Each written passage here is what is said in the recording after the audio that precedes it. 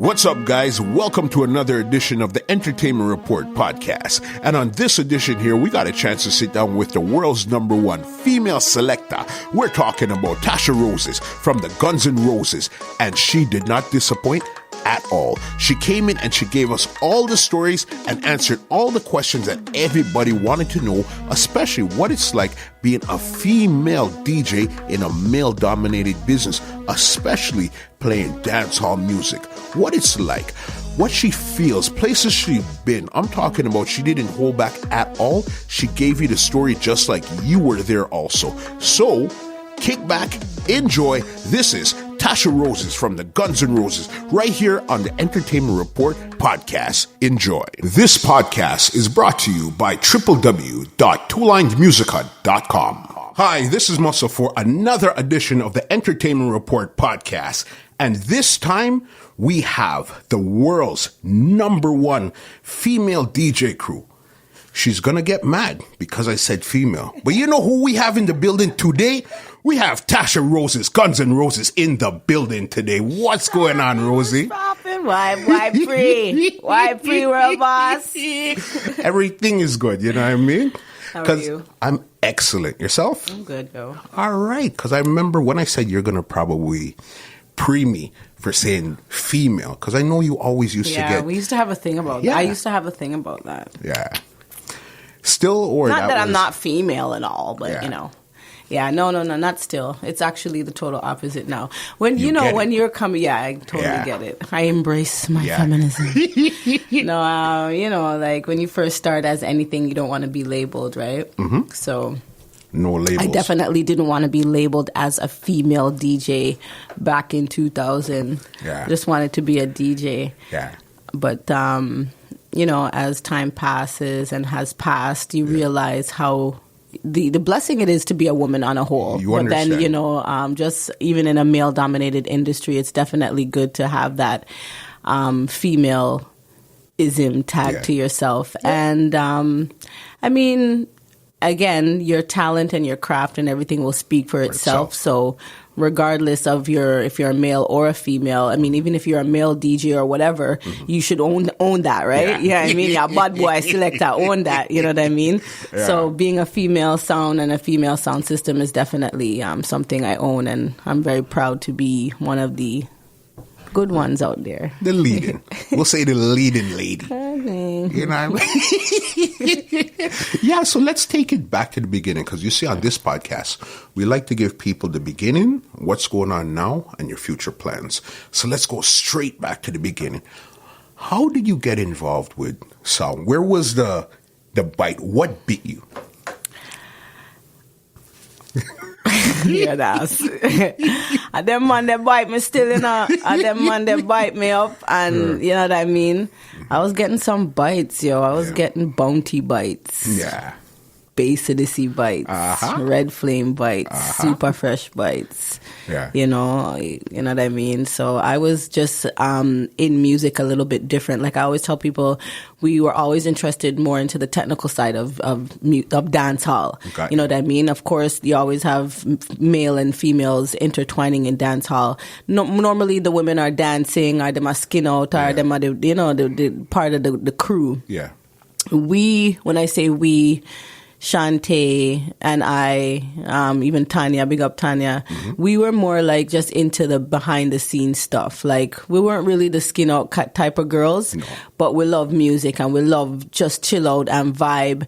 And like we were tomboyish, but we were still very feminine. You know what I mean?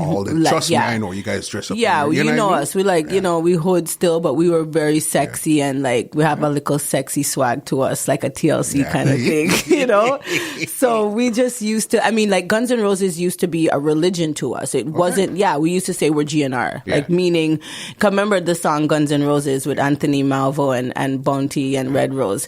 So it was like about girls from an uptown region hanging out with bad boys, and that was definitely us, you know, like we never, not to say, but we didn't come from like ghetto or like no metro housing. We never lived in that. Yeah. No, and that's not that we did not live in such environments, but we weren't particularly like, I never grew up in one of them hood there. Yeah. I used to come from a Toronto, like, you know what I mean? Crescent Town. So if anybody know Crescent Town, you know, it's not, mind you, Teesdale was right over there. So you'd sneak right? over So the I'm fence, gone over basically, Teesdale, you know, I'm come gonna flex back. with them Monday, you know, I'm over there at Palmer Court, you know what I mean, flexing with them Monday, which was in my vicinity, but I lived in Crescent Town. Right. You know what I mean, with the community pool and shit. You know what I'm saying?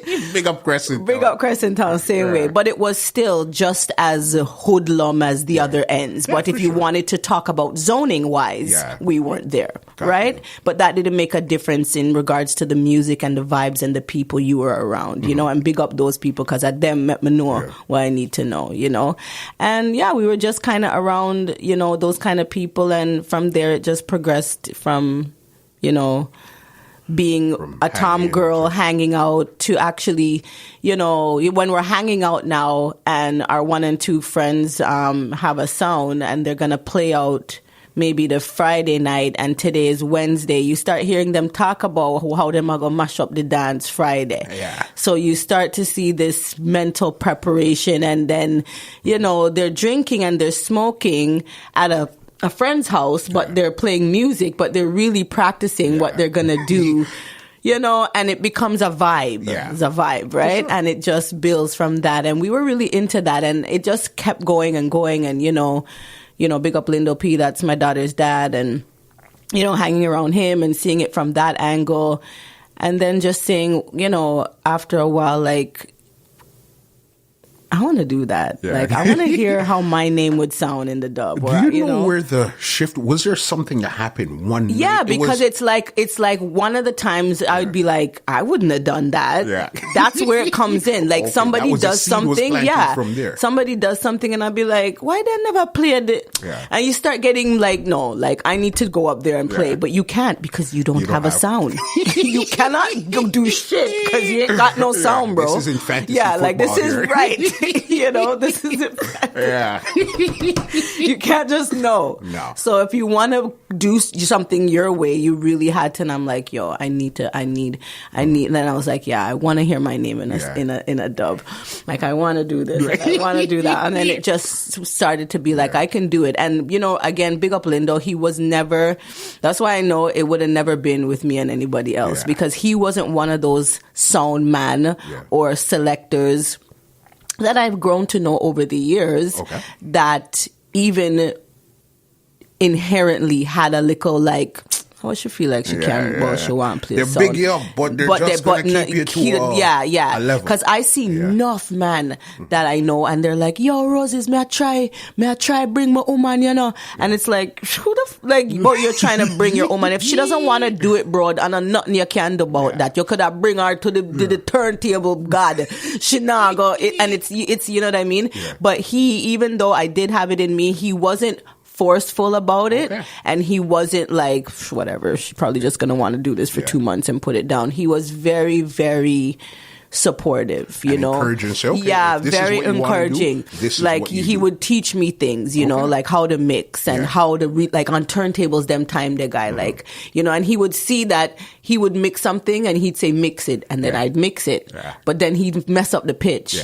Like he'd mess up the pitch and I'm like, because I know how to mix it when the pitch is right. Could I stop you one quick second? When I did a podcast with Lindo, you know that he told me his cousin did the exact same thing? The exact same thing. Must be. They gave him, the pitch was everything, and he mixed it. Because it's the same even now with like the Serato, right? Yeah. Like, you can mix, but do you really know how to mix? Yeah. Could you find the blend? Like, you know what I mean? Like, so stuff like that. And he just like, you know, really encouraged me in that way. And, let me watch him a lot, you know, like he was very one of those guys that you know, when if you know Lindo or whatever, if you watch him, you'll learn a lot. For sure. And I don't want to say he loves to be watched, but he loves his craft. So like, he's not shy if you're watching and staring at him. He not start sweat or start. He's just there. He's just going. So he's very good for that. Yeah. And then I would say, if anything, it was Squingy. Like Lindo has given me that technical skills. You understand. Right. You Lindo understand. gave me the technical skills, but Squingy was the one that made me see, like, you could use this shit and frig off man's head. Like, he gave you the edge. Yeah, you know, and like just to like, and the edge without having like an edge, if you get what I mean, no, right? 100%. Just like a calm killer thing, like a ninja style type of thing. So an assassin in a skirt. Yeah, you know. So so it was like just like a mix of those kind of things that made me really interested in like playing sound and being a part of sound system and music from the back scenes, as opposed to, you know, like being an artist or being a dancer or whatever. I was really into the whole makeup, the behind the scenes of that was. So do you remember the first record you actually bought when you went to the record store and rubbed shoulders with the guys and said, you know, I'm here to buy music too. I'm not just here to put on a skirt.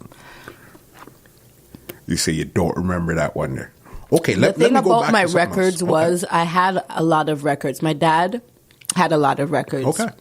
My mom has a lot of records because not even because they were selectors. Yeah. Records was the medium that people had. Used to, yes. That's so I had a lot of records, and my dad had moved away. He passed, and we had a lot of his records. Okay. So I had a lot of records. Now, they weren't necessarily music that I could play, but I had my Madonnas. Okay. You know, I had Prince. I had Jacob Miller. Yeah. I had UB40. I had some stuff already. Yeah. We would go to Jamaica and we would buy 45s a lot of the time. Okay. So I would have 1 and 2 Muma Nancy. I would have 1 and 2 like the little hot song that would have come out. That you know what I mean? Hot at me is a girl come from country. Some little foolish songs we used to have, like wow, Sister Charmian and thing. Yeah, you know. Yeah. So like I would have early 80s, early yeah, you know. I would have those things, and then Bad Lad was where I normally was buying most of my records. Okay. Big up Future. Future was in the place them times too, and you know that's who would be playing the songs for me, and I'm getting out my, you know, and then you know the Green Sleeve albums those times. So those are the ones that I really remember. If anything, it was really the Green Sleeve albums and getting stuff like that and making sure like I was up to date and. A lot of the compilation, again, those not Green Sleeve, but the other ones, Strictly Reggae, Strictly the Best, yes, all those. The VPs, Green Sleeves, Jet Star used to put out some. I know those. All those, right? Because you had to get, you know, old school and everything. So it was most of that. But one thing I remember was my first dance. Yeah. That was the February of 2002. 2002. And we played in 2000 when we played, because 2002 was a Clash. 2000 February we played in Mirage. Them times it was called Mirage. That's Twilight now. Yeah, wow, that was your first. Yeah, me and Lady Love came. Wow, from New York. Yeah, from New York she came, and that was Rosa. Big up Rosa. That was my first dance, and Rosa came. And I didn't even know what to tell Rosa to pay me. Rosa gave me a $45, bro. My first $45, Rosa paid me with that, and I was so grateful because I come at the dance and I have no way to bring me something them. I didn't have it's like I had one regular big box. I think that was Lindo's. Yeah. And that turned into my dub box, right? But at the time, that's the only thing I had. So that box would have LP and... Because it could fit the LP, it could fit the smaller size. Right? So it was just, and I would be like, I just work with it. Yeah. And then I got my first 45 box with the 4 rows. Man, and big up, man, like Rosa, for real, soul to soul. You know what I mean? Wow. So how about your very first dub plate? That was I know you remember that. Yeah, that was the same February time. Okay. That same February time, 2000. Me and Shanti took the bus, bro, to go Vice Cape Rich. Yeah. Yep. Suck your mama and Lowy. Yeah. For real. Yeah, that was very first. Yeah, because I used to love hearing Black Reactions. Yeah. Of course. I used to love it, guys. I used to get a high when I used to hear Black Reactions. So you went to Cape Big up K9 Super K and Mr. Blacks. You know what I mean? Big up. They're our brother sound. Like we've always said that we're brother and sister sound. So No, I know when it comes to the fraternity, you get embraced a lot by the Black Reactions, the Rebel Tones, the Super Freshers, Fire Kids. That's our clique. That's a camp. Yeah, that's our. I mean? That's the I was talking to Doggy. Big up Doggy. Yeah, all the time. Doggy was like, Instagram. "Yo, you got to be sick, guy. You come from a stable." I'm like, "It's true. Like, it's a stable of horses that have been pretty prominent throughout the years." But yeah. That's amazing there. But remember, you're coming out of the camp, the Lindo P camp and stuff. That's when it comes to those skills, you have to have those skills. That was your big thing there, the skills. I think, I mean, people think like, oh, what does that mean? Yeah. Right? But it's like those guys are very particular. You know what I mean? If you know Kamal, if you know Lindo, like the man is very particular. Like even Steenie, as much as you might think Steenie messes around and even Newbie, that man they can mix, bro. Like don't ever get it. Like don't get it twisted. Like they can mix 20 times better than me. I'm nowhere near them, but because of that, I understand the importance of it. You know what I mean? Like it's not just about flinging song and you got to know what you're doing. So because I remember, I forgot it was either a dance that we went to one night. We seen you mix a song, said, okay, that's cool. Seen you mix one more song, okay, probably not. You see, you got to the 5th and 6th, and I mean, they were clean mixes. I said, all right, you got me. Tasha, and it's actually like, you know it. It's an adrenaline feeling when they're just flowing after one after the other. Yeah, like why would you not want to mix them properly? So let's get into your dub. So you said your first one was Kip that was the Kip Rich, the Sake Mama and Lowy. Yeah. It was that the only thing you actually cut? Yeah, because we not have that much money, muscle head. We not have the money. Was that one song? We not have the money. Like, and when we came, when how I was cutting dubs then was whoever came to Sniper, big up, Big Roy, you know, we would cut there because that's the only way I knew. I wasn't sending no dub plates, no Jamaica money or nothing like that. I didn't know anything about that or wasn't trying to get caught up in that world at the time. So when they would come, and then even then I wasn't like combing the internet, or that wasn't really internet times, but I really wasn't looking out for events to say, okay, this month this artist is coming, we're gonna cut him for sure. It was just if I have if I have the money at the time, I did. And at the time we had some spare money that we could be like, Shantae, what are we doing? Big up Tasha Rozez. You done know, right? Shantae, who's Shantae? The Ras, where you always see me with the pretty coolie long hair Rasta Shantae Bennett Rozez General. All right, so you know, we're like, okay, let's do that, because she's like definitely, as much as she may not play the sound, or she's as much as Guns N' Roses as I am. Sure, you know what I'm saying? Sure. So I was like, yo, what are we gonna do, guys? She's like, yo, we need to cut it, and I'm like, okay, let's just cut it. So we went there and we heard the price. Like I had what I had, she had what she had, and we heard the price, and it was like, okay, we can do this. Okay. Studio time, everything can be accounted. Remember, we still have to cut the dub. Thank God those days are over. But a lot of people $60 out your pocket all the time. $80 to go cut down a chocolate, DJ chocolate, big up yourself, or down a Laka channel or wherever. So anyways, we did that and we cut the song. And then we just kind of kept continue doing it that way for the first couple, maybe I would say 3 years. Okay. Yeah.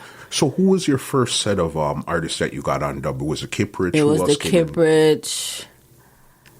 What else did I get after that? The Cabra. Yeah. No. It wasn't the Cabra. It was the Kip Rich, and then it was the Eggnog. Yeah. Okay. And the Danny English. Yes. The party one? One of them you're in. You're in my Danny English. Yeah. Oh, I'm not talking about no, which one is it? The money. One? No. The money one? You're my Danny English, man. Oh my God. Oh, you're in it. You remember. Oh my God. I'm gonna remember after, but here in my Danny English. So it was those. Chuck Fender, some of them the commands and that were coming up here. Yeah. And then after that, I started to cut in Jamaica. Like I got a link. Big up Vertex X-Ray. Ray started to cut songs for me. And also Tyrical. So I had some people that I knew in Jamaica that I was at this time after 1 or 2 years, I had some trust built, and I was like, okay, I could send these guys my money and they could start. So this was before you actually went to Jamaica. You started sending, and then you actually got to Jamaica after the fact. Yeah. I didn't cut anything in Jamaica. I think my first, even my Sizzler, my Bunty, them, all those were cut without me. Okay. Like knowing in the studio, in the studio, enough songs. Yeah, because that's how it became after a while. Yeah, it's just like, I wasn't going to Jamaica yet. I was still playing around here, and you know what I mean. And it wasn't till a while. Wayne Marshall, a whole bunch of songs. Because even when I did the Fully Loaded with Ron, and I played, I hadn't been to Jamaica yet. You didn't go to Jamaica yet? No, I hadn't been to Jamaica yet. That was 2002, so I hadn't been to Jamaica yet as a sound. And that was like your breakout year. 2002 is where you just took over the place. Yeah, I hadn't been to Jamaica or nothing like that.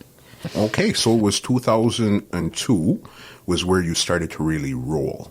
And that's where you really started to cut your teeth on it. You got into all clashing. Mm-hmm. You got into clashing pretty early. Well, 2 years out, and you're into sound clash. That's pretty early. Especially with sound system thing, you have to kind of solidify yourself. You have to start showing your artillery, right? Yeah. You can't be running around the place with big Guns N' Roses name and big, your female sound. Where's your body bags? Yeah, like show me your counts. Yeah. Like what's good? Yeah. You know, and then we kind of act tough still, right? So we had to do something. Yeah. So we played in that Fully Loaded. So was that your first official clash? Yeah, was Fully Loaded. Yeah, that was the with one 24 songs, I think. Shin? Yeah, that was your first clash. Yeah, that was the one that you almost basically won, but it's just they said you played back a song. I think you just got the dub. Yeah, you tell the story. Yeah, I just got the dub. Friggin' White Boy. Yeah, pick up White Boy. And the whole away and Vertex did link them time there. It. And and it's also even just a thing. We're gonna talk the Tings, Ray. Yeah, come on. Yeah. We're gonna talk the Tings. It's not just Ray, but this is like the Ting. Big up Black Reaction too, same for way. Sure. But, so what had happened was, and this is just the nature of this whole sound system beast, right? So remember, it wasn't me alone in this dance the night, right? So a beer sound a cut song that night, yeah. You remember who else was on the bill? Their whole leap. Reaction was on it. Everybody was on it. I can't even remember. Yeah. But there was 24 sounds, bro. Come on. That's how many sounds were on it? There were like 24 sounds, yeah. And we were the only female, of course. Mm-hmm. So everybody's cutting, and Top Sound a cut, and I remember King Atani did deny it, Reaction did deny it, Newbie did deny it, Diplomat did deny it, whole heap of people did deny it. Mm-hmm. Sounds were not even a play no more, them time they now they deny it. Anyways, with that being said, the dub cutters are very busy and active. Yeah. And, the more lucrative of a sound you are and the more money where you have when you cut your song, the better it are for you. Mm-hmm. You see, the sound that when I have too much money and them just are coming at the thing, like myself, your song, them probably all get cut after when time the big money song, them can get done cut. Mm-hmm. I just saw the thing go. And it's not even a female thing, I wouldn't say. It's just business. However, it does rub on a female thing because when some sound man I do other things to make sure them sound is pushing. Yeah. I'm not able to do those things. Got you. Right? My thing not set up. Me not done. Yeah. Right? I not right? So me not have that. Yeah. So I'm just working with what me and Shantae have, and we're just trying to ting. Yeah. So when clash time come now, and everybody has collect and a score for artillery. Yeah. Not to say because you choose which artillery you want, right? And you're supposed to know that a AR or a 2-2 is or a buju or a eggnog or whatever you want. You know what I mean? Make it work. So you have to make it work. Yeah. So with that being said, a lot of things were going through the pipeline, and my things went through, but they went through at a time that wasn't sufficient for me. So by the time I got, because him did busy advice for Reaction and the man them and the whole heap of man them, and I saw the ropes up going, because the song that I got wasn't even a song that I asked for. Okay. Right? Because I think Ray sent me like 2 Cartel and 2 Gregory Isaac. Yeah. Right? Now the Cartels I have no issue for. Meaning when I say the songs that he sent me we didn't talk about, because again I'm new to this. So I'm like, okay, I'm not sure yet what I want, but I know I wanted this and I know I wanted that. Yeah. So at the time now, probably, you know, again, with these artists, you're trying to link people. They're not available by the time that them done. So, you know, him, like, and of course, he's with me, big up Vertex. He never met me shot or nothing. You see me? I say, so even though he knows he might have think, he's like, yo, I'm gonna wrap up 4 songs and give Roses real quick. Yeah. So I'm gonna wrap up the 4 songs, them and give me real quick. Yeah. But what happened was, which taught me a valuable lesson. Okay. The song he sent me, which he sent me 2 Gregory Isaac, and I played one of them, and I played Up Off of my Fender. Yeah. But it played already. But I didn't know. Yeah. And I didn't know I was getting it, right? So when it played, I didn't even listen, which taught me, because I was listening for the 24 dubs I knew I had, right? I swear, like, I was like, Shantae, we have 20 odd dubs. Just listen for those. All we have to remember is that, and any of those played. So when a bag of different tunes are beating off the wall, and I'm like, I don't have those. I don't got to worry about that. I don't even got that. You know, I just know what we had and what we were working with. So it played. So, and you know, so White Boy came in the dance. He gave me the CD. I went into the car. I listened to the song. Them at the time of the dance where we done boil out past no Cartel, right? So that's why we never played no Cartel then. Because I don't think at that time their Cartel wasn't even. And it wasn't even. That was another thing. He wasn't even nobody to play. Which could you imagine? How dare? How dare? But yeah, you know, so I was like, all right, let me just go and play this sounds like I should play one of these right now. And you know, everybody was like, I remember White Boy was like, no, White Boy was like, stop. I'm like, what?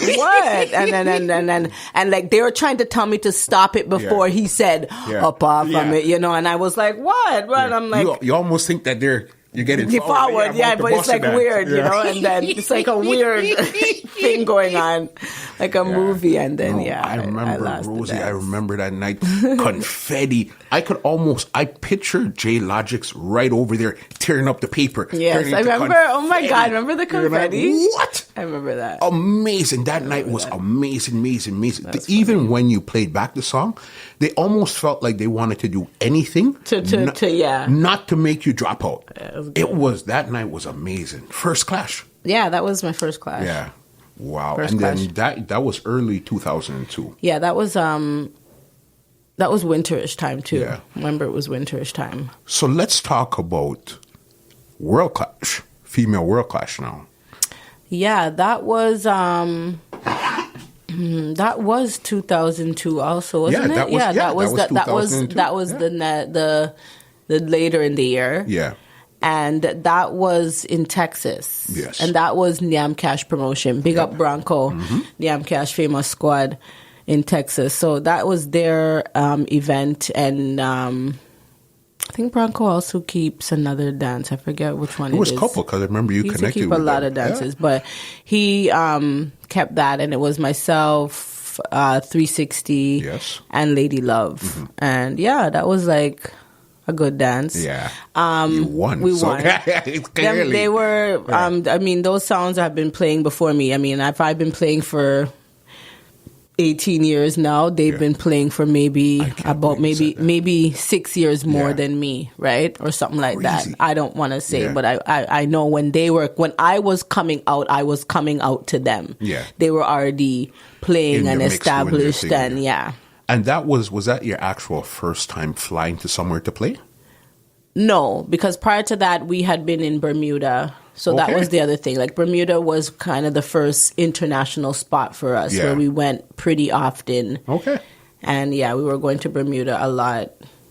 Me and Shantae together, you know. Okay, and then that's how, so when fully loaded, that gave you the Super Spark. Yeah. Then you took it to Bermuda. Yeah, it was and Bermuda. And from Bermuda, then you went to Texas. It was from there, from Bermuda, we started to play a lot of these like different little small islands and the different like places in the States and, you know, like some little Chicago and, you know, like not little, but, you know, but people were. That's where you were. So, okay, so let's go into the 2002 World Clash and then we're going to get into your touring because there's some stuff I want to tell you about touring. You know what I mean? We always had this conversation off the air, but we're going to have it on the air today. Yeah, so 2002, you said it was you, 360 Ladies, and Lady Love. And they were the bigger sounds at that time there. All right, so how did you guys feel going in? You still had your 24 dubs or you had a bit more than the 24 at that time? We started to have more at that time. The actual clash wasn't a dub plate clash. It was a 45 shootout. Okay. So... which, you know, I mean, that was a choice of the promoter or whatever. And he, you know, that was the setup of the dance. Yeah. They had their own rivalry from New York because they're both from New York. Yeah. So I guess having the event for them on a common ground for them was good. Yeah. So, you know, it's almost like you're having, you know, your Addies and Soul Supreme. Yeah. And then you're flinging Jaro, right? In somewhere that's not New York. Yeah, a Connecticut. Right? Yeah. And then you're like, frig, finally we're going to get to see Soul Supreme and Addies. And you're not really even pre the Jaro part because everybody's been wanting to see, you know, this battle. Yeah. So that's kind of how it was with us. Everybody was on seeing, remember, because they know 360 already and they know Lady Love, right? So they were ready to see these two battle. And it's like, there's this next female sound from Canada. You know what I mean? You know, at that time, when you say Canada. Okay. Whatever. Yeah. They just clearly they needed a filler. Yeah. You know? From Canada, you know? So, and that's kind of what it was. So I kind of went in there as the underdog and, you know, the better dog. Yeah, and won. Yeah. What did it come down to? Do you remember your last song? It was me and Lady Love, actually, because 360 had dropped out. So it was me and Lady Love. And Lady Love, I don't know what she was doing. Big up. We always talk about this, though, me and Kim. I said, Kim, play them song then a 1 for 1, dog. Yeah. She'll play some, and all she'll play Old Pirates, yes, they rabbi. And I'm like, yo, dog, clearly you're dead. Like, you know, and it was that kind of vibe. And it was actually, yeah, you know, Texas is like a very bad man place. Yeah. And it's a carry state. Yes, a carry state. That's what I meant to say, not bad man. That's what I meant to say. Big up Texas. And yo, the man them in the dance, I get rowdy in at the end, you know. Okay. Yes, them I get rowdy. Oh my. But yeah. And the dance had to done prematurely, but we won. And good. You brought home the trophy. The rest was history.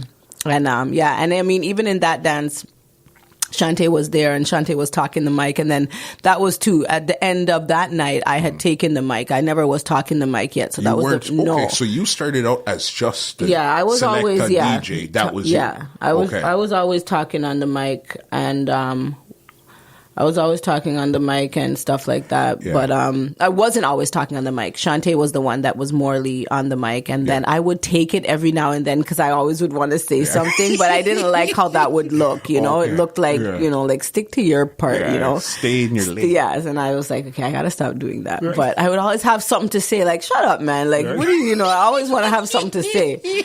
So, and then it would look too much like I'm always telling her what to say, right? So I'll be always just, let me say something on the mic real quick. give me that mic real quick. And I guess it really came out was in the female world. Yeah, so it was in then at the end in the 1 for 1. I was like, yo, let me deal with the 1 for 1 because it's too much for, you know, so in the 1 for 1, and that's really how we ended up winning the dance was the 1 for 1 because it's like, you're talking crap, B, and I'm like, just may I spit the song and may I spit the thing, and it was a little bit. It wasn't connected, so you feel you had the idea in your head already. You just needed to complete it with, you have the song, have the idea in the head, as long as the words come out of my mouth, everything should connect. Yeah. And then, you know, I just, we won that dance and that was good. We won that dance and that was good. And then we went and did some other, from then we did a lot of, because after that we were getting to do a lot of 45 shootouts, you know, in Ottawa. Okay. We did that one with, what's his name? Which one? Juba Dem. This was in Ottawa? Yeah. Juba saw Crystal? name again? No, Crystal was Montreal. I can't remember. I know who you're talking about. Juba Dem, man.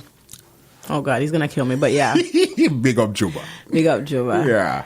But yeah, so and we were just doing that kind of stuff for a while, and then I don't know. Yeah. We started traveling. You know what I mean? See, this is where I wanted to go now, because when it came to traveling, you were one of the first people that I know personally to harness the power of the internet to start traveling.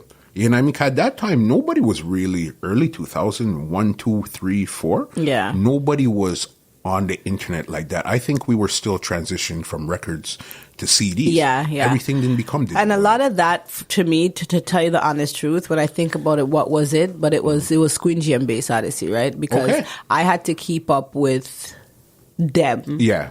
And like Squingy is like, love him, right? But Squingy is just very nonchalant. Yeah. Like, I'm playing here, I'm playing there. I don't know somewhere in Atlanta. I don't know somewhere. I don't know. Somewhere in Canada.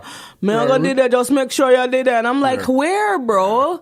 So, I would be on the internet and I'd be finding shit out. And I'm like, hold on. You're playing at World Clash. Like, what do you mean you don't know where you're going? It's World Clash. Yeah, man.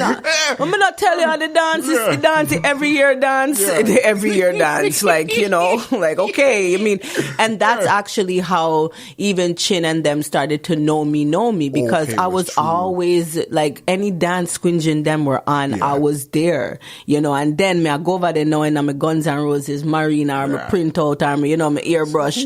So it's like everything started to like, and then I was being seen by the people that needed to see me, right? Like, of course. when I say like the Mataran, the Black Cat, them, the whole of the little sound man, them, that after a while when they see me, but then now they're realizing, I'm not just him catty. Like, she's selector. All right, I get it now. All right. You know what I mean?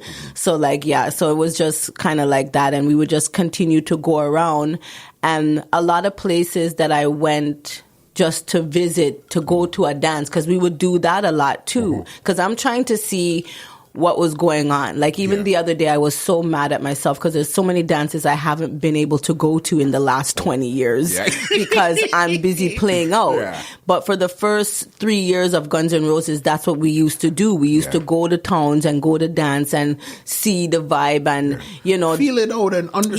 Yeah, I would come back and you're like, Roses, where were you? And I'm like, muscle guy, I went to so-and-so this weekend. And you're like, for real? And, like you would get the cassette them and I'd be getting big up on the cassette. And he's like, yo, you were down there? And I'm like, yeah, Some funny place. Like, Connecticut, we never heard of those places. Just at that go. time. And I would just go, and that's how, for me, the traveling really was going. Really, okay, so it was go to really observe. Yeah. And then while you were there, people would notice you. Yeah. And then that's where everything started. You added the power of knowing how to use the internet. Yeah, definitely. By researching the different parties that were out there and, just linking up with different people.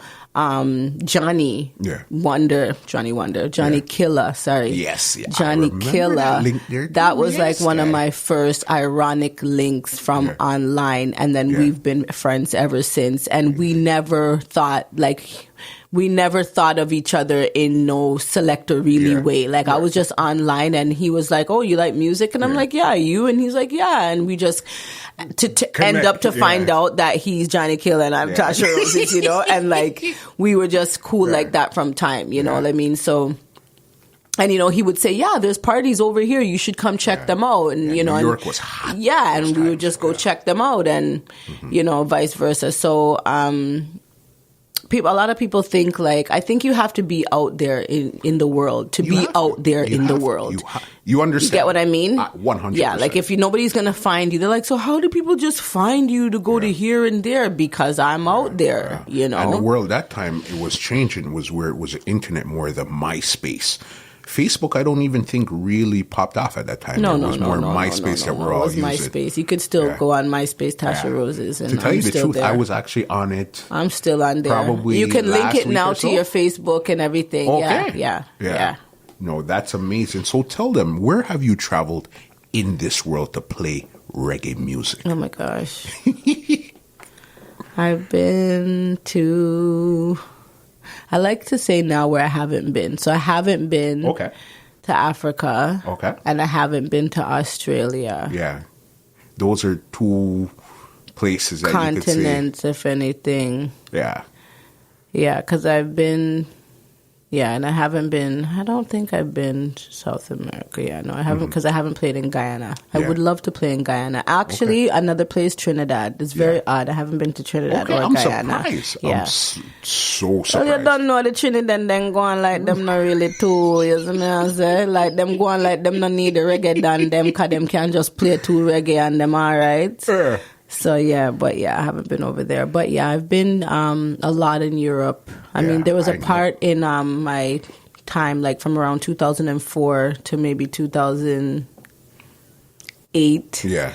I was going to Europe every year. Yeah. Like, big up running Irie Sound. Yes, those guys. In Wuppertal, Germany. I would go there every year. And then when I would go there for them, I'd go on a tour as well, right? A lot of people think, Europe is great, but you have to make sense out of the time that you're there. So when somebody wants you in Europe, you may be there for 2 weeks. But remember, that's 2 weekends, and hopefully they can find something for you to do, because that's a lot of hotel and a lot of time. But because it doesn't make sense to fly you out for a weekend, right? Yeah. So, I'd be there and I'd go to Austria, I'd go to Belgium. I'd go to Hungary. I'd be all over. Like, it's been so long, I can't. I've been to Japan. Yeah. I've been to maybe mostly all the islands. Not all, but a lot of them. The majority of them. A lot of them, yeah. All over the States. Over Canada. Mm-hmm.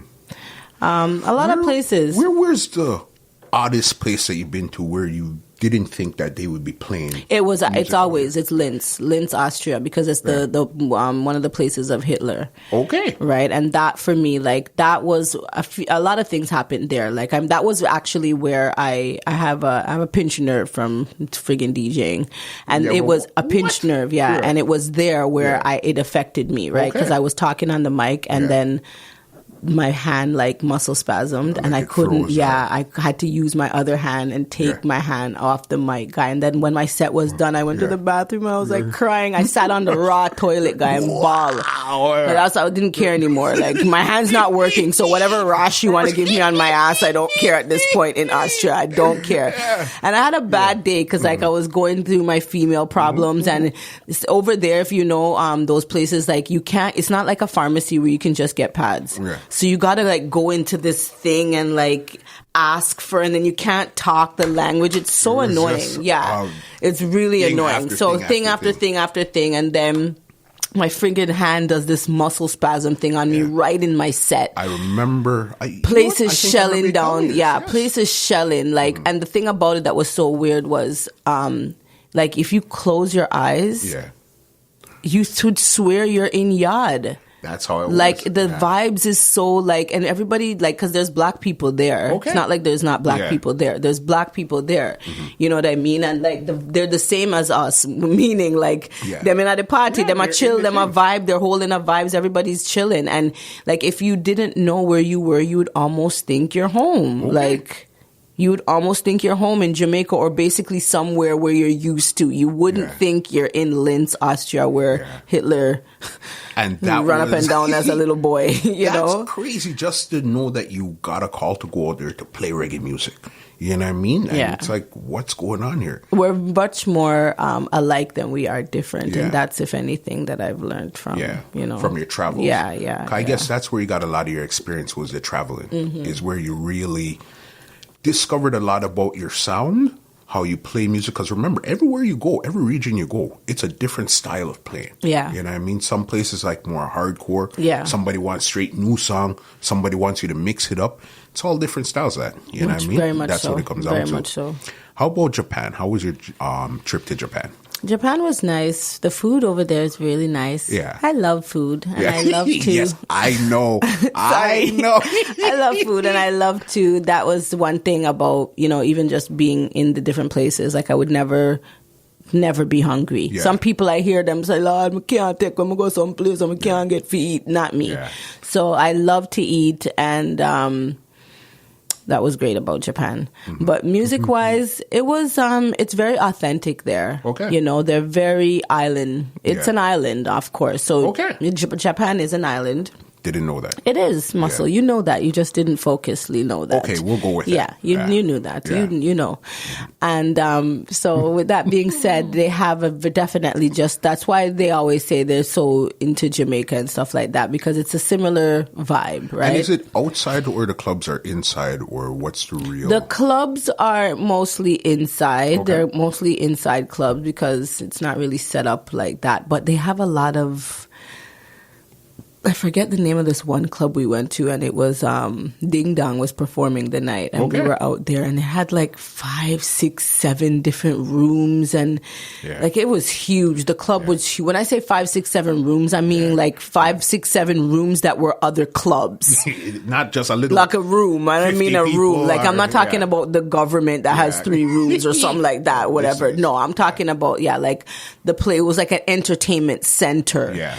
And it was huge and, whatever. But music-wise, they're very authentic when it comes to reggae. You find you'll go into a venue and they're still playing, of course, on turntables. Mm-hmm.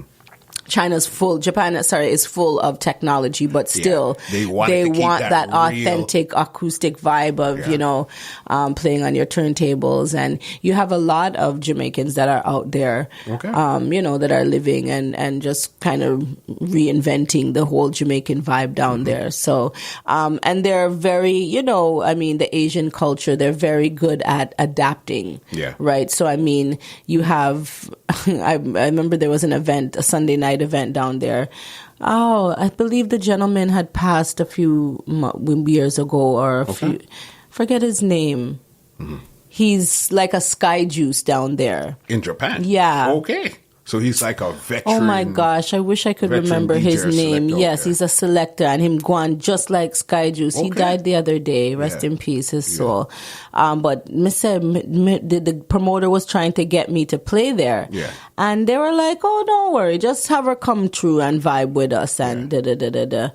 Miss, when you go there, it's like you're at Uptown Monday. That's how crazy they it is. Were have the thing to the T. Yeah. I talk on the mic, I pull up on the girl, them on the man, and the daggering and the everything. It was like, wow. Like, Japan is very, very, very up to the time when it comes. Everybody knows already when it comes to their dance hall. So, yeah. Japan was where it was. Mm-hmm. How about Jamaica? When you went to Jamaica and played, what was the vibes like there opposed to everywhere else that you've been? Jamaica is scary. Like, as much as I love Jamaica and I love playing there, it's always that scary vibe. Yeah. I played there on so many different occasions, and they've all been different. The first time I played Fully Loaded Jamaica? Fully Loaded Jamaica was, that was good. That was good. That was amazing. You know what I mean? I played on Fully Loaded 2 times. It was twice you played? Yeah, I played twice. Okay. And my first time, I was really, really good. Yeah. Who was on it the first I can't even remember. Jesus was Christ. Was Wycliffe on one of them that you were on? Or it was a Fire Links and Mataran had a... I can't remember. It was something because crazy one time we all play is so long before that. Yeah. Lord God, you can't even remember. I can't even remember. I'd have to actually really that's a good question. Yeah.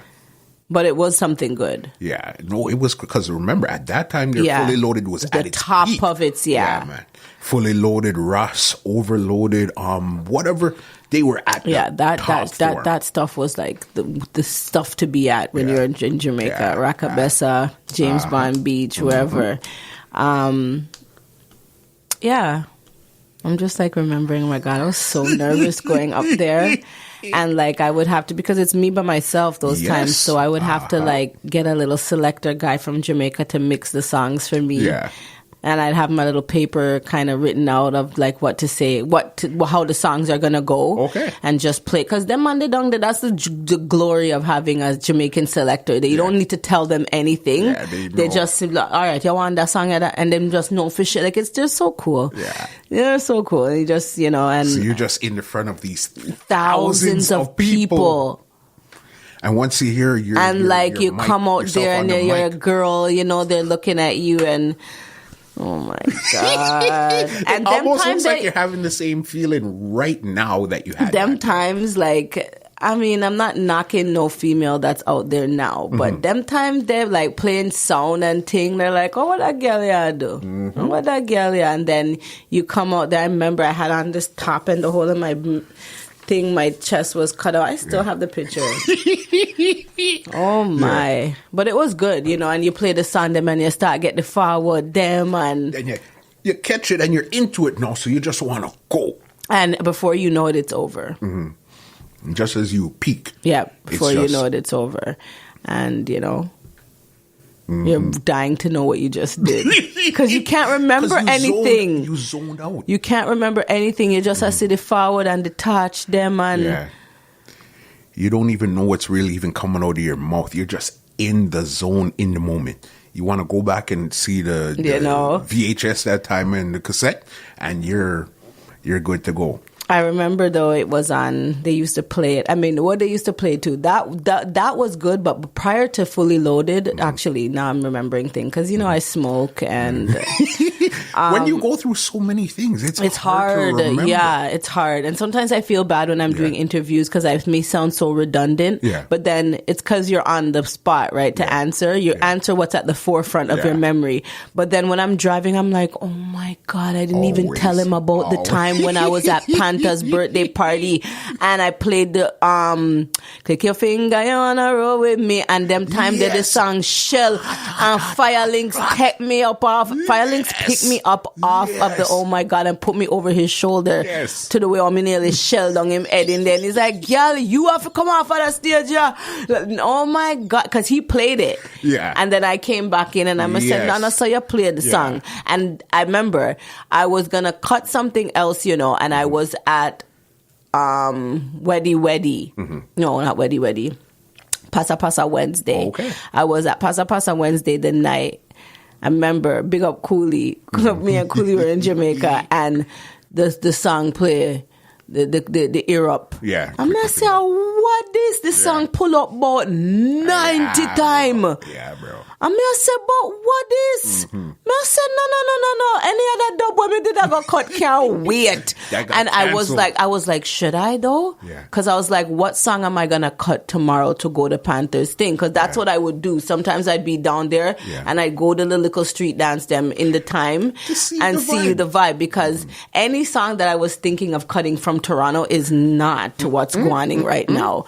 So that burnt me too many times, you know. So I'd be like, you know what? And I would play on Panther's birthday party every year. Like that was an event I was playing on before Fully Loaded, right? Okay. Because from being around Squingy and thing, the man them start know me and they must say, yo, you have to come for my thing, and he's Scorpio, I'm Scorpio. So I'm like, hell yeah, I'm down there November, you know. And so I would play on that, and that was a really good thing because, you know, they would play, and Panta's well known in his thing, you know what I mean? So I'd be on his event every year. Panta's birthday bash was a big thing when that came around. Yeah, I was on that like every year for a good 3 years. So that was my original Jamaican link, like, you know, to go down there and play and stuff like that. And then, you know, the Sharon Burke and the Ray Rays. Yeah. But yeah, it was a good look. Like it was stuff like that I remember. Yeah. You know, sticking out.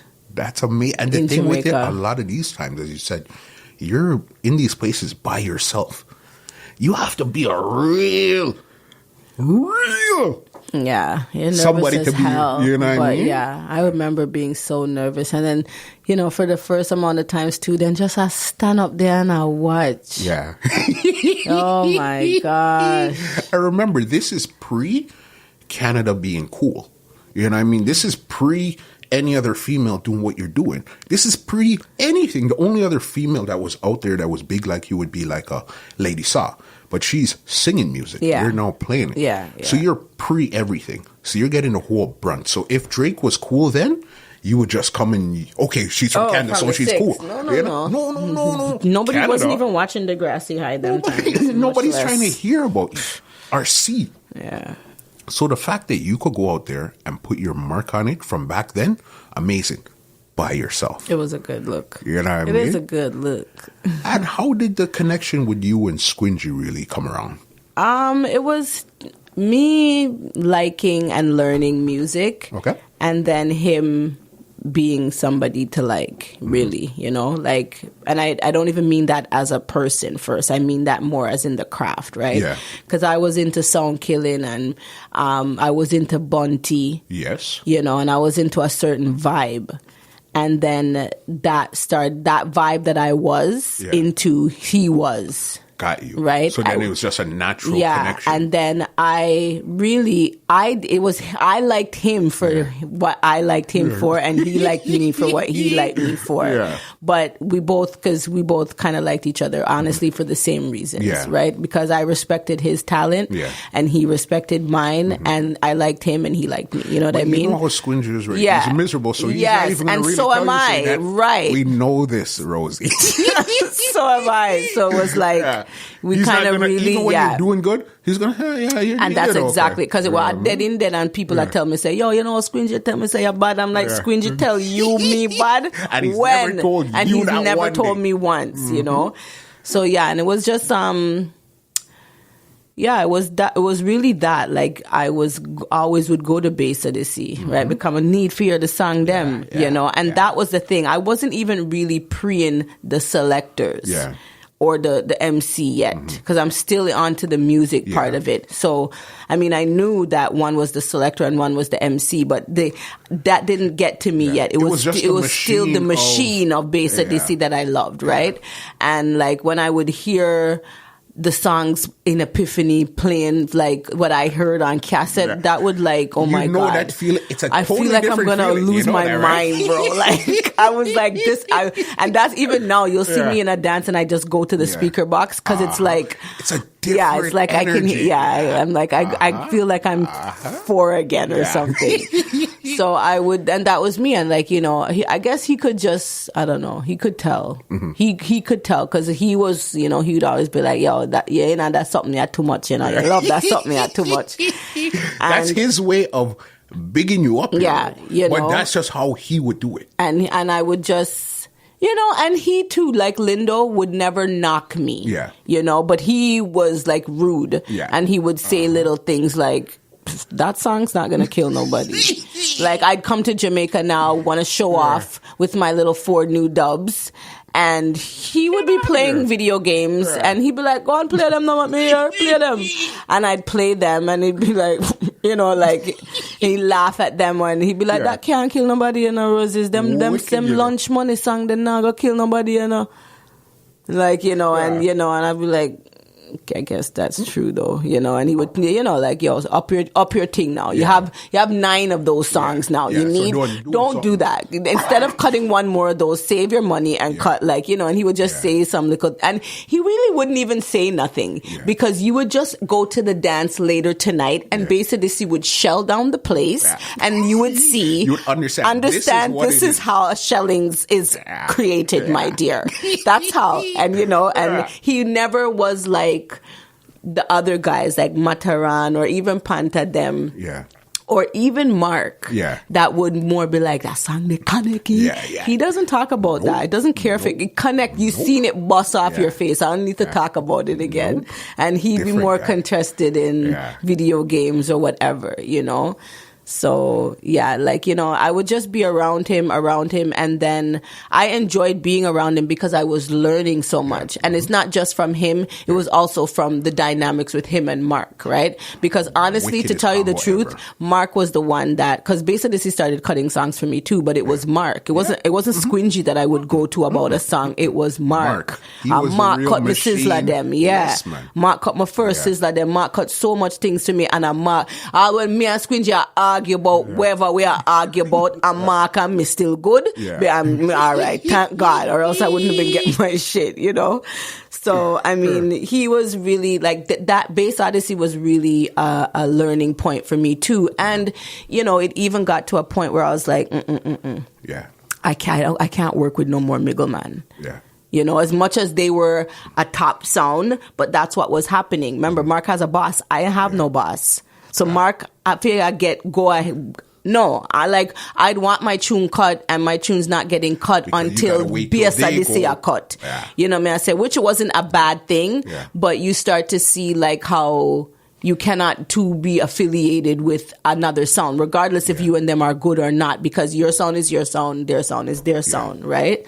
So, you know, and maybe he's cutting Buju, or he's cutting, not Buju, but he's cutting, I don't know, Luciano, and I don't want to cut Luciano, you know, and I have to, because that's who they're vicing, you know, right today. And, you know, the money's here, so you know, so it started to get, it didn't start to get nothing. It just started to, like, I want what I want, and they're doing what they're doing, and it's not always working. And that was with me and a lot of other selector friends. I was, you know, they're doing stuff for me and helping me out with shit. So after a while, I started to, like, you know, specifically, either if it wasn't Ray alone, it was me doing stuff by myself. And then the relationship that I was getting from all these dub cuttings, I could actually say, hey, you know those dubs you did for Guns N' Roses? Yeah.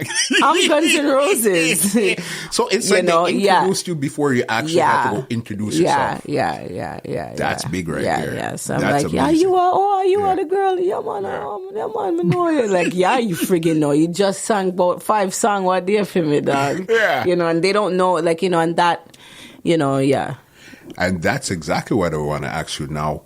We spoke about meeting the sound man and the DJs and stuff. I want to talk about the artists, because I know Bounty was very influential in the beginning of Guns N' Roses. Mm-hmm. What was it like meeting Bounty for the very first time? He was just the killer, like everybody always says. Okay. Friggin' killer. Yeah. Kill your vibe if you're too, like, because he gets you nervous, you know. But he's sweet. He's a nice guy. He's all right guy. He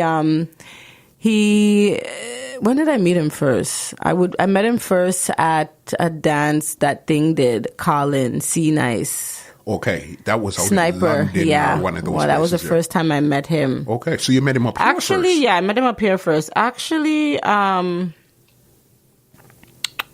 think he was at Zone 1 too one time before that, and but I didn't really get to meet him again because the man them are so killer frightened and whatever. Especially at that time there too. I don't think then at Zone 1 I viced him yet. Mm-hmm. I have to remember 2000. I can't remember. Yeah. I can't remember if it's 6. I can't remember, but it's on the CD in my house, the number of the year of when I viced my first Killer. Okay. Because it was a while. I didn't get Killer till about maybe 5 years after I first started. But this was, did you voice him or somebody voiced him? Somebody, Tyrikal voiced him for me, right? Tyrikal voiced him. And then, so I hadn't met him yet. Mm-hmm. I think by the time I viced, though, I did meet him. Okay. And then he was like, you take me to hear about you? He's like, take me to hear about you around that. So I played up at the dance for Colin now, and I shelled down the place. And the worst thing is, because, you know, whenever our artist is in town, you can't play none of the songs, right? No, yeah. So I couldn't play no Killer, and Killer's in the house, and oh man, you know. And I played or whatever, and I did good or whatever, and he come back to me, and he must have sent I think Steve he sent for me. I'm gonna go to him, you know, Killer style, send somebody for you. And somebody say, you go around the place I talk about you have a daughter, eh?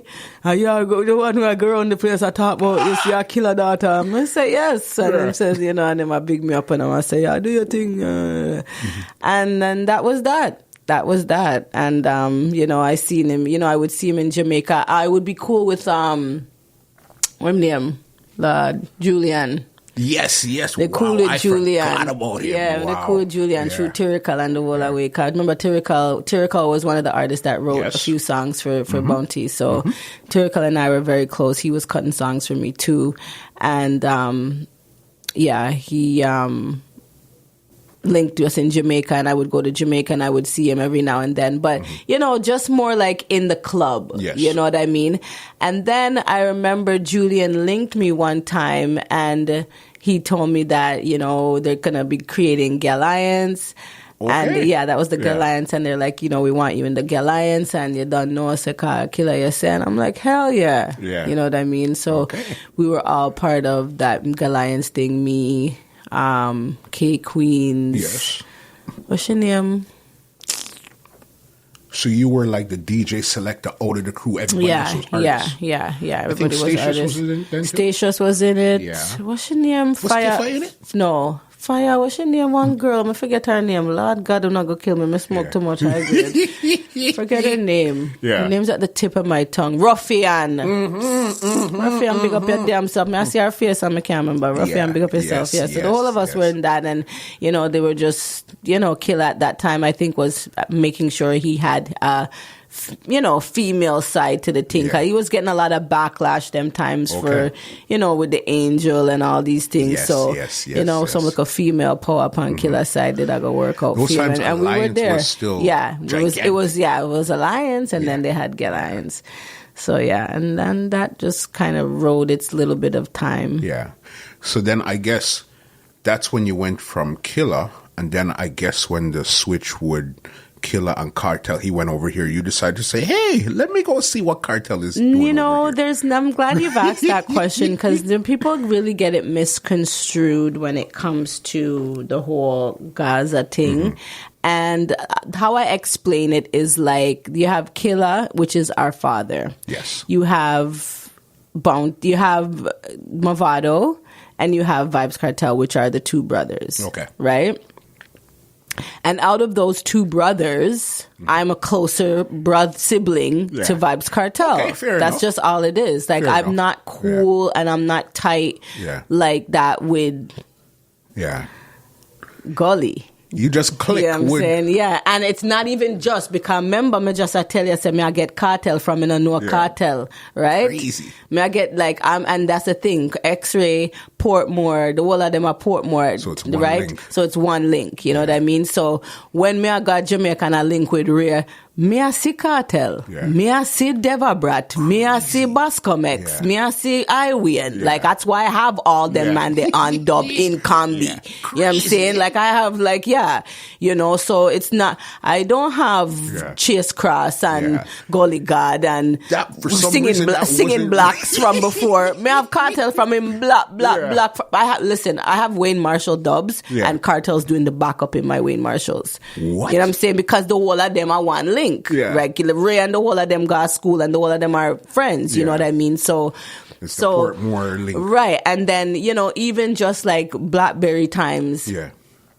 When teacher was on on Blackberry and thing, and if he sees me put up like a status new CD, that will just send me a drops for the CD. Like, I don't have to ask. I don't have, and not because him like me or not, because him as artist and people that do a CD. That's why everybody you hear them with a Cartel drops. Cause them man, they're not stingy with them talent. Put it out there. Yeah. Like, they don't, you know what I mean? So, and that's why at the end of the day, me have to rate Cartel. Cause Cartel was sister, me have a CD and him just, where you say Roses, you need some drops, and him say anything. Me I say, I love when you say da-da-da, and him just say it in our drops. And him send it back to me. So that's why I have a lot of drops with Cartel and stuff. And people, the way they sound, people think they're from jail now. No, they're not. They're from Blackberry. Voice notes. They're voice notes from Blackberry. So that's where the link really comes in. And it's only because he's been there for me a lot. Like, just as an artist and as a what he's supposed to do, why, I tend to gravitate to that side. And it's nothing more than that. That's what it was. And you know what? I never really understood the dynamics. I thought, okay, he left, so then you went this side. But what you said makes total sense, though. You know what I mean? We were all one link. You're gone over here. I was linking with you from over here. Yeah, I was linking from him before, right? So, before you even got into this camp.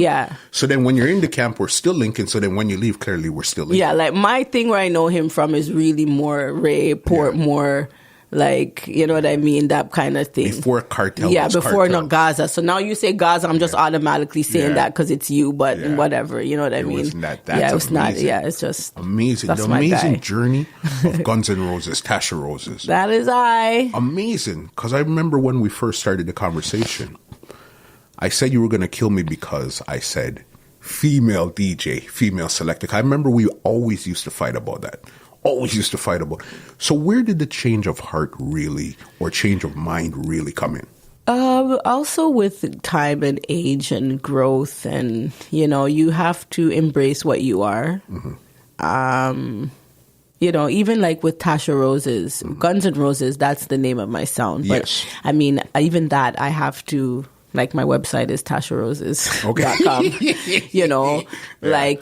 Even me, it's Tasha Rozez of Guns N' Roses. Yeah. You see me, I said, because you have to be a little bit mature. So I am a female. I'm not going to hide from that. And that's what shines more. Got you. Right? Not the guns, not the badness. Yeah. It's the feminism and the being a woman and, the opportunities that it also brings as, even like I don't want to say for marketing or for branding or for DJing, but in general, like, I'm very much into female empowerment, human just empowerment. Like your shirt says right now. Right. You know what I mean? I'm very much into human upliftment. Yeah. And I just also believe that a lot of that comes from the female energy as well. Yeah. So, it's not anything I'd want to shy away from. Okay. The industry that I'm in is so much male dominated. Balance, again, is important. So, being a female is not bad. Mm-hmm. You might have thought that it would be in the beginning from a marketing standpoint because, you just want to be seen as a DJ entity. You just want to be a peer. Right. You just want to be. But you also need to embrace who you are, And, for me, like, I love being a female. I love what being a female means. Yeah. And I think it's important to kind of, that softness that we carry, it's good for it to be out there. The rose with the thorn. Yeah, exactly. Exactly. Yeah, no, I love how you're embracing it now. It is. Because from time I said, but again, I'm a guy telling you, say, hey, this is what you should do, but I'm still a guy. Mm-hmm. So I can't speak from your point of view. I said, Rosie, listen, it's a great thing. It's an amazing thing. Just go with it. Nah, man. Because you like the rough and tough tumble. Mm-hmm. So then you said, nah, but then now you're embracing it. And I see it kind of lets you into places that a lot of your counterparts and your peers can't get into. Whether that's good or bad, I'm not sure, but I do see. If you're a female, because if you want to be that female that want go on rough and tough and tumble, certain place not call you, SD lad and I want to see you. You know what I mean? And we're not just saying, oh, so what? If I'm not seen by certain feminist things, I'm not a female. Yeah. No, but you need to appeal. Okay. You just need to appeal. Mm-hmm. Like nothing's wrong with, don't be a hard rock when you really are a gem. Yeah. You know what I mean? Man, you don't. Yeah. I know. Trust me, I get it because I'm very tomboy. Yeah. But then sometimes you see that hardness thing. It's not working for you, especially as a woman. It's not working for you. You have to be able, with a woman. Women have so many sides. Yeah. You have to show so many different sides. It's not just I'm going to tough up with. There's 19 man in a corner, so I'm going to go in the corner too and make the 20th man. No, there's 19 man in the corner, and I'm the 20th person there, but I'm not the 20th man now. We could par and talk about the same subjects, but I still am a woman. Who you are, yeah. That's it. I'm definitely glad how you're embracing that right now. Yeah, I like it. I don't. Yeah. It's hard, especially as a female that's, you're very strong-willed and stuff like that. You might feel that showing too much feminism is showing weakness or, you're vulnerable or whatever. But it takes a very strong person to show their vulnerability. 100%. Vulnerability. I mean? So because a lot of people could make up, oh, they're this tough person, but as soon as that door closes, they're crying behind the door. So you get it. Yeah. You know what I mean? So what do you have planned right now for the Guns N' Roses? Which direction do you plan on taking yourself, either Tasha Rozez or the sound Guns N' Roses as a whole? Which direction could we see you going right now? Nothing about me has changed. I was like, I don't want to do this. I want to be professional. I only want to play corporate. Yeah. No, that's not me. That's not you. No. Yeah. Me is me, the same me. But what I'm interested in more now is the sound system culture and just like the dance hall. Like we need to better up this thing. Yeah. You know what I mean? Sure. That's one of the reasons I may not have as much time for it as I did before. Right? I don't have time for lackadaisic. It's not the structure that you're looking for. No. No. Yeah. It was more structured before. You find so? Yes. Where do you think I or would what go happened? somewhere I told you, for 4 years, I would go somewhere. Yeah. Right? Every year. Yeah. Now, of course, them have to stop call, no disrespect to the actual promoters, but because things have changed there too. Yeah. You know, things are just changing everywhere where it's not seeming to be for the better. What do you, okay, so then would you blame like the same thing that almost gave you the opportunity, the internet? Yes, yes, it's too much now. Yeah. Everything is just too wide open. Yeah. Everybody's keeping an event. Yeah. Everybody, you're not looking for a sound anymore that you can have come to your event. You're just a click on the closest click, and I say, okay, this works. I mean, people that were hiring me before, they weren't my friends. Yeah, I didn't know them from anywhere. They sought you out. Yeah, them on maybe a blog that actual people are typing on. I mean, it was still the internet. People were on, what was it, Dancehall Reggae? Dancehallreggae.com. Right, dancehallreggae.com. They were on there. You know, I never forget one time I went to Jamaica and I printed out like 20 pages of what they were saying about Squingy.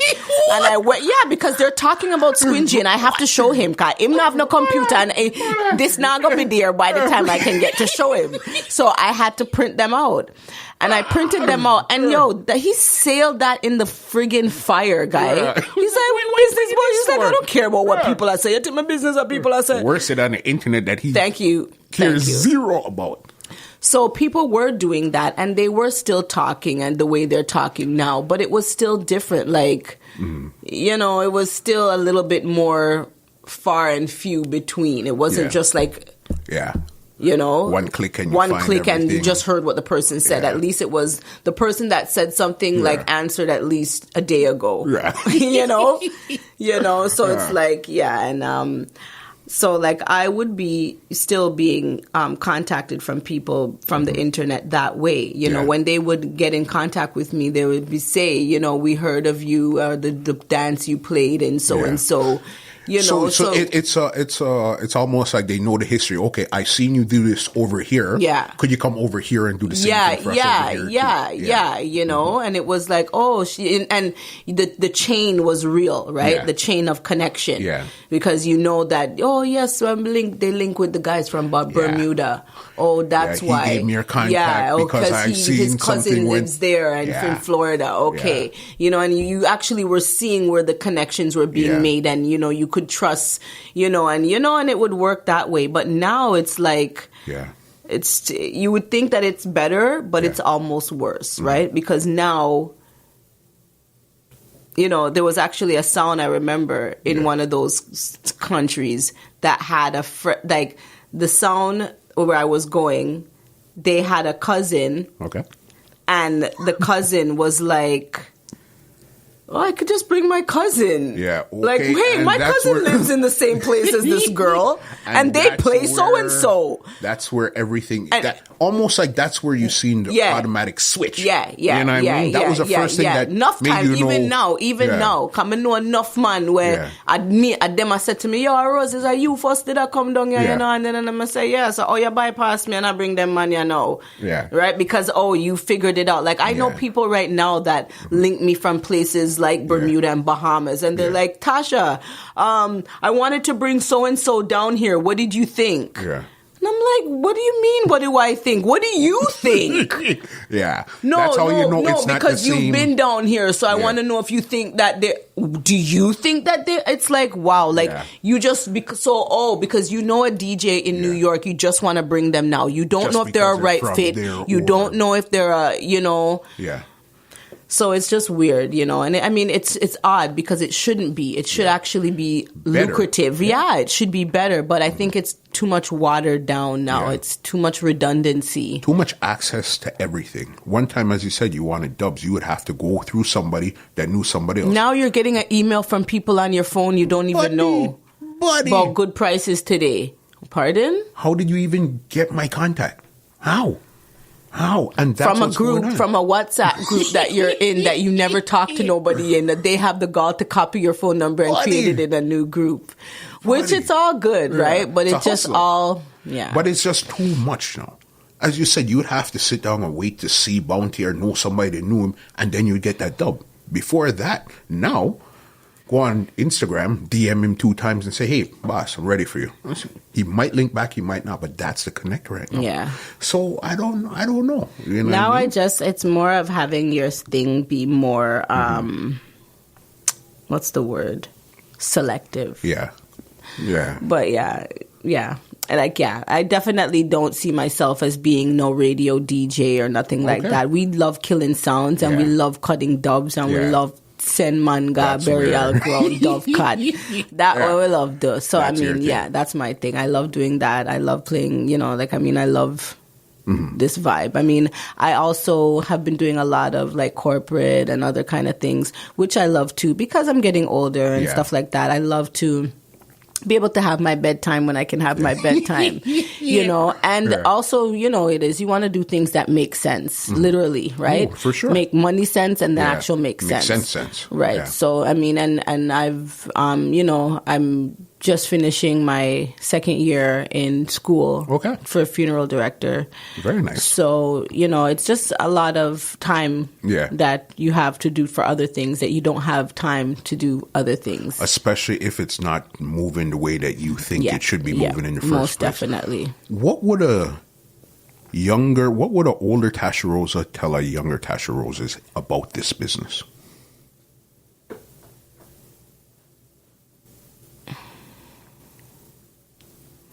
It's very important to have the business side of things under wraps. 110%. It's the first thing you need to do. You need to have a business plan.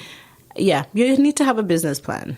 Oh, what do you mean? You need to have a business plan. Like, you want to be a DJ? Don't just be like, oh, I want to be a sound, or I want to like really cut this thing out and decide what you're going to be doing. Too much people just pick up the music and run with the music. You need to carve a way into the industry where you're going to be, the type of places you want to play, the type of crowd you want to be around, not just doing the spontaneous gigs. I wouldn't say that's good. I mean, it sometimes feels like the right thing to do to get exposure, to get started, exposure where you want to but be. That's exactly what it should do. Show you where you want to be from where you don't want to be. Yeah. Right? Because this... I don't even want to say to somebody, if you want to be a DJ, why? Yeah. You almost, why do you want to be a DJ? Yeah. Because what do you think you're going to be out there doing? Just like being cool? Is that why you want to be a DJ, to be cool? That's basically the advice that the older Tasha Rozez would give to the younger one. Why? Why do you want to be a DJ? What is it about being a DJ you want to be a DJ? Yeah. Because me, they are the top of the female game and wow. Yeah. So, like, what is it? Like, there's so much. The end game? Yeah, what is your end game? Because, like, being a DJ, can't be it. Yeah, there has to be something more that got you. Like, is it production? Is it tours? Is it line of my own? What is it? And like even me, like I know my talent is in sound killing and them thing that. I'm not kill the right sound yet. Yeah. Okay. I still come on, muscle. Muscle. We talk for how long? You hear the name of the boy yet, but me kill no. Like, you know what I'm saying? Like I don't even want to say this, but like, me need to rub out like all a King Turbo or them man there. Like, them man they need to get rub. And I don't mean Ricky, Andrew, Specs, anybody in general, but top sound. Yes. You see me, I say, like, you can't say you're bad sound and you're not rub out, not top sound. You know me, I say? Right. Right. Like, you know me, I say, so that's what I mean. Like, you know, bust no AR-15, you know, bust no AK or something. Like, come on, guy. You gotta get, so even me, like, as great as I may seem to be, I still know that there's, like, notches in my belt that still need to get puncture. I got you. You know what I'm saying? Like, I needs to do that. Yeah. I'm trying to go cut a junior gang when we're done now. On, man, we good. You know what I'm saying? Like, so that's what I mean. So, you gotta know your worth and, like, stay in your lane and always try to do more in your lane, And understand what you bring to the table. Right. And that's where you're going to continue to excel because you know who you are, what you want to do, and you just keep pushing it. Your vibe, your energy, who you are is just... Rosie, it's crazy. I wish sometimes people could actually hear the conversations we have off the air. I'm glad they don't. And everybody needs to know. No, I know. Because you're a different individual. You know what I mean? Completely. But that's what I like about you. You're rough. You're rough and tough and tumbling. You know what I mean? Tumbleweed. It's always good to be around those that I can express myself with, and you've always been one of those people. So it's always been love. It's all good. When I called you earlier and I said that I haven't seen you for a bit, where have you been? I haven't seen you for almost a year and a half now. School guy. It is. You know, I always call you a professional student, though, right? Guy. Yeah. Schools. I really enjoy. I mean, it's ironic that I'm doing funeral directing because I want to have my own funeral home, and I do want to call it Guns N' Roses. Okay. Maybe I can't call it Guns N' Roses. Well, yeah, probably. But not. I can call it some GNR, but you'll probably find a fancy way to make it stand for something just like else. how we're having Girls in Reggae December the 8th. Make sure you're there. Okay. Our birthday party. All right. But that's what GNR is, Girls in Reggae. You know what? I've seen that, and it didn't click until you said it. No. It's GNR. You're the greatest. Yeah. You're the greatest. GNR, Girls in Reggae. So that's our event, and we got a bag of girls, selectors on that. And a whole slew of people, but you'll see that will coming out. But yeah, I've been doing funeral directing. I will be licensed soon, and I really like it. That's what I like with you. You also have a profession. Yeah, you know what I mean? I like it. All right, before I get you out of here, we go through this round called the Rapid Facts rounds. Rapid Facts. Rapid Facts. You ready for that? Go on, no. All right. What's the wallpaper on your phone? Vybz Kartel. Cartel. All right. For real. And she's not playing, you see that? Wow. All right. What's the last thing you Googled? Can I look? Yeah, you can look. I think it was my branch, my investing account. I wanted to get the correct branch for it. Fair enough. You see, it makes sense. All right. Do you prefer fast food or home cooking? Because I know you're a foodie. I prefer home cooked. Okay. Yeah, I really do. I really prefer. That's you. Okay. Do you prefer to attend a juggling dance or a sound clash? A sound clash. A sound clash. Yeah. Okay. Why? It's more... to me, more comfortable. Okay. It's more chill. It's more informative. Okay. I'm gonna learn something. For sure. I'm gonna and then that in regards to I'm going to learn something about my craft, right? So I'm going to learn some songs maybe that I haven't heard before. I'm going to hear some rhythms. I'm just going to learn something. I'm going to hear where some sound are cut, where some sound have in a them box. I'm just going to learn a lot more than I would at a juggling dance. There's going to be boys there. They're more easygoing when they're at there because we're not all dressed up pretty. So it's not harassing about, it's just nice. Yeah. All right, fair enough. I like that answer. That was well thought of. Yeah. Who was the last person you called or text? Oh, people them husband. Yep, the people them husbands who want to text. Let me see. Oh, last person I actually called before the husband, it was you. Yeah. But, and text. Please don't mix me up with the people them husband. Okay. And text again was the people that was. Listen. Disclaimer: I don't know nothing about nothing. I don't. But that could be you, right? Hold on. You know what? I'm gonna take away that disclaimer. Yes, because I am people's the people that husband. Yes. Okay. You know what? I put myself back in the mix. Why? All right. All right. Where was the last place you've been on vacation? I smoke so much sometimes I have to stop and think oh my gosh. Last place I've been on vacation was Jamaica. Was Jamaica? Yeah, and was for a funeral, but that was a few months ago. Yeah, I did see all you guys down there. Yeah. Okay. What would your hobby be if you weren't a DJ? Oh, that doesn't matter. Even if I am a DJ, my hobby is not music related. Okay. What is my hobby? Yeah. I watch shows. Okay. Yeah. You watch. You have series that you like. I watch TV. Yeah. I watch TV. That's my hobby. I love watching TV. Like I have shows. Yeah. What kind of shows do you like? I just finished watching Ozark. Never heard of that one. Bud. Yeah. You need to watch it. Okay. I watch.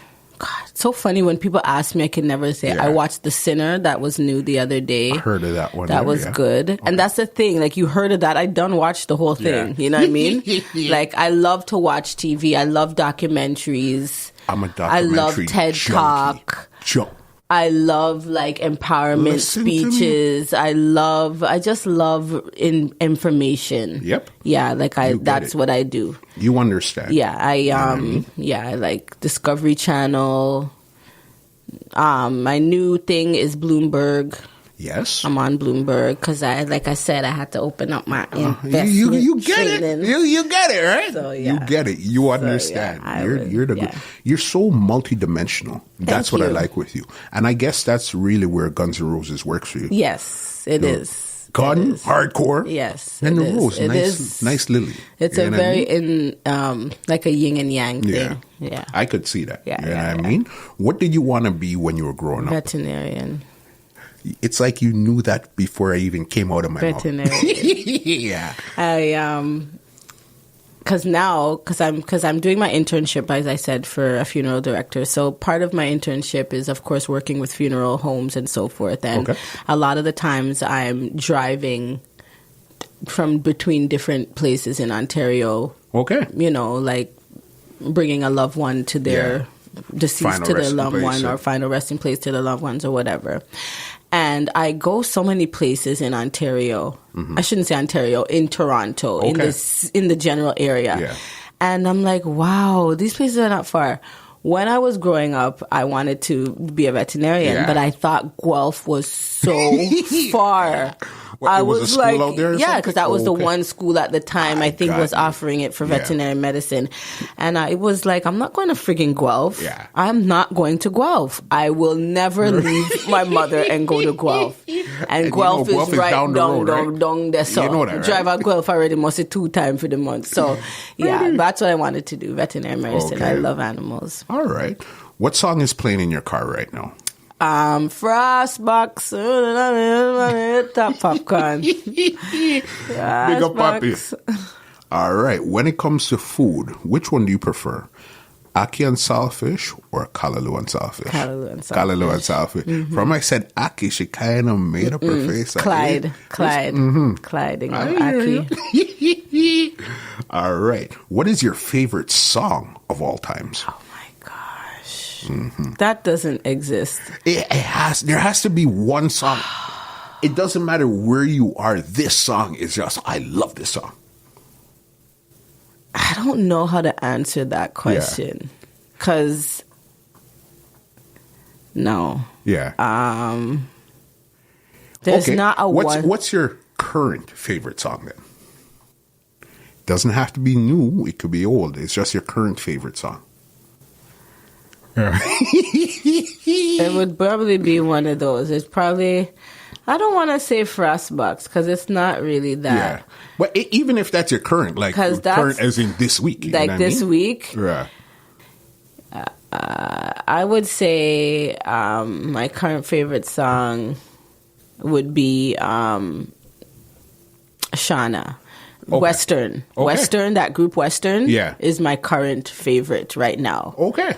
You know, Texan. They're really good. That British group. They're from, UK. Out there. Yep. They're Bud. Mm-hmm. So they are who I would say is my favorite. They have a song called Shauna. Yeah, they have a song called Shauna, Vice Versa. Yeah. All those are my thing. It's just because I heard that Frostbox the other day. That's an old song, but I heard it. I'm like, yo, I need that song, and I couldn't stop playing it. So that's what's playing in my car right now. Got you. But my favorite songs right now are Even yesterday, Did you watch BT Awards? No, I was didn't get the on, chance and to see it. Janelle Monáe, the song "I Like That." Yeah, she performed it. She didn't perform it well, but you could hear said the song, bud. Yeah, right. Okay. And I downloaded the song, and I'm like, see, the song is so nice. It's a slow song. But when you know music, you just know and that's what's been happening too. To tell you the truth, since I started school and since I've been out of, because with this whole like internship and work stuff, I don't have time. Like the death industry is a totally different.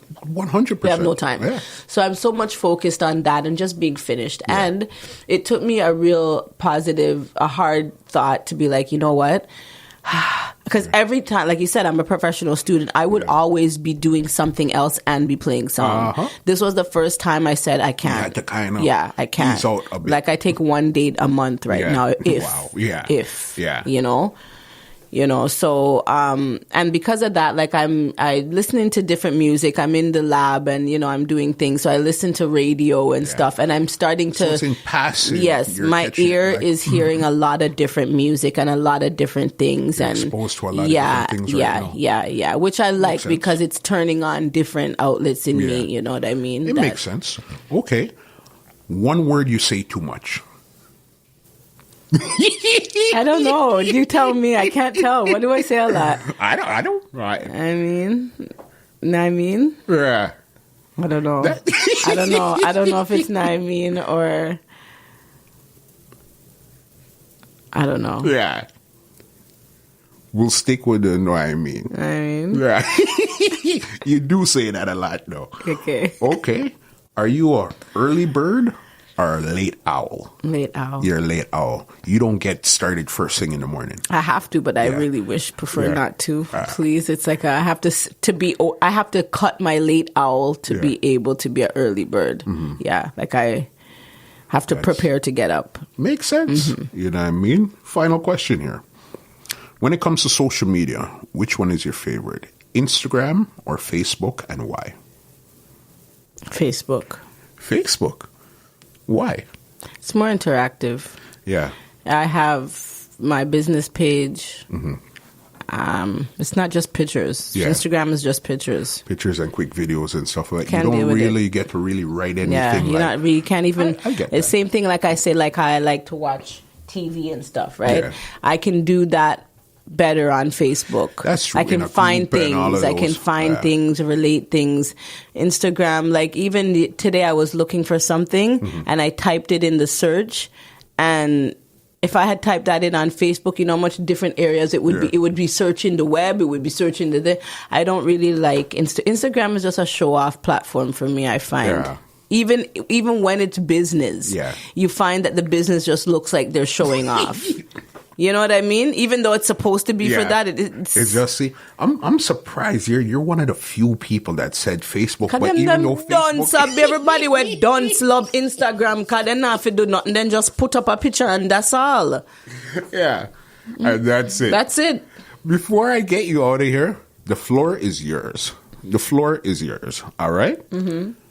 Tell them anything that they should know about Tasha Rozez. Floor is yours. You could ask a question. You could tell them anything. Leave your contacts. Floor is yours before we get out of here. Okay, good guys. Check out my website. It's under construction, but just check it out. Okay. TashaRozez.com. TashaRozez. And just want to make sure that you guys be good. Yeah. And any big ups? Anybody you want to big up? Anything? Floor is yours. I don't know what to say. Just keep it real out there, guys. Behave yourselves.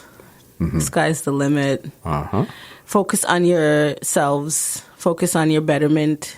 And, when you see me out there, just holler at your girl, Tasha Rozez. I'm just a normal chick, just like all of y'all. But just focus on yourself and your betterment, please.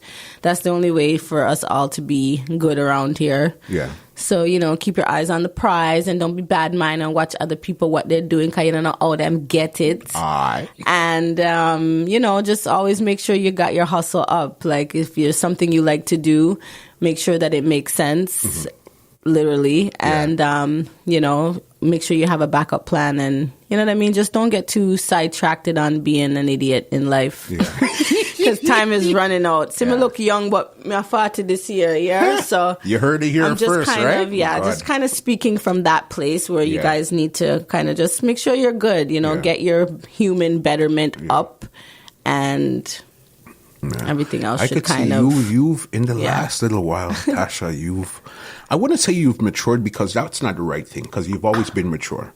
I would say that I would say that thing there, that there's something different about you, right? Really? Yeah. It's a different, you're still you, but there's just something. Oh, that's good to the hear only from way you. The only way I could say it is mature. But that's not what I mean. But you understand what I mean? You understand, all right? Like you found that other level of mature. That's what we're going to work with. Rosie, with the other level. It's been an amazing conversation. I'm going to tell you guys the truth. She said 1 hour. I stretched it out for you guys to almost an hour and 40 minutes. Oh my gosh, it's okay. I cut out some questions because I really wanted to take her to two. I wanted to take her to two, But if you know Rosie like I do, play within the rules and everybody. I go through withdrawal right now, guys. We never get a dose. All right. This is Muscle for Entertainment Report podcast, and we are out. This podcast is brought to you by www.twolinedmusica.com.